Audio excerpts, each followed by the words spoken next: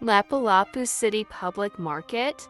Could we buy affordable price on this wet market? Report from Dropshake Vlog channel.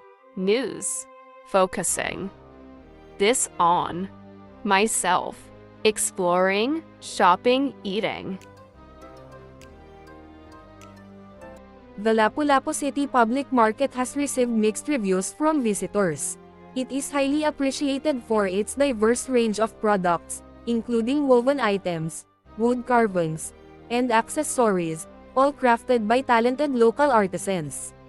These products not only showcase the skill and creativity of the artisans but also represent the traditional craftsmanship passed down through generations. The market is more than just a place to shop for everyday necessities. It's a vibrant cultural destination that offers a glimpse into the rich traditions and flavors of the region's source. The market sells almost everything, including fresh produce like vegetables and fruits, fish, meat, eggs, cut flowers, bread, etc. However, the market has received a low rating of 2.39 on a local business listing source, and a rating of 5.0, 10 on Foursquare, where users have commented on the availability of cheap shoes, clothing, and a variety of seafood source. In conclusion, the Lapu-Lapu City Public Market offers a rich cultural experience with a wide variety of products, but it seems that the quality of the market might not meet everyone's expectations. The Lapu-Lapu City Public Market in the Philippines is a vibrant cultural destination that offers a variety of products. It is not only a place to shop for everyday necessities but also a place where you can immerse yourself in the rich traditions and flavors of the region. The market showcases a diverse range of products including woven items, wood carvings, and accessories, all crafted by talented local artisans.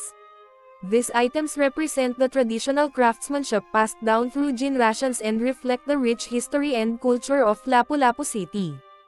By purchasing these locally made handicrafts, visitors contribute to the livelihoods of these artisans and help in preserving their skills and cultural heritage.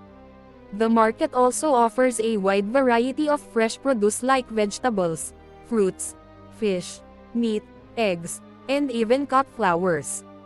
At night, there are stalls selling extremely cheap shoes and clothing, as well as snacks. Overall, the Lapu-Lapu City Public Market is a must-visit for food enthusiasts, souvenir hunters, or anyone curious about the local culture. Enjoy buying your daily needs at Lapu-Lapu City Public, Cebu, Philippines.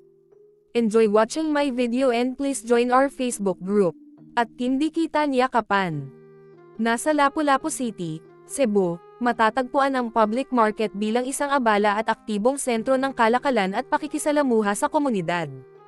Ang makulay na pamilihan na ito ay nag-aalok ng iba't ibang uri ng sariwang prutas, isda, mga likhang kamay, at lokal na mga pagkain, na nagpapakita ng yaman ng kulturang Pilipino. Sa kanyang estratehikong lokasyon at malawak na hanay ng mga produkto, ang Lapu-Lapu City Public Market ay naglilingkod bilang isang mahalagang sentro ng ekonomiya para sa mga residente at bisita. Ang masiglang atmosfera ng pamilihan at ang mga mababait na nagtitinda ay lumilikha ng isang mapagkalingang kapaligiran para sa mga patrolyo na mag-explore, mamili, at magpakalugod sa masiglang kulturang lokal. Bilang isang batayan ng komunidad, ipinapahayag ng Lapu-Lapu City Public Market ang espiritu ng tradisyon, negosyo, at pagkakaisa ng komunidad.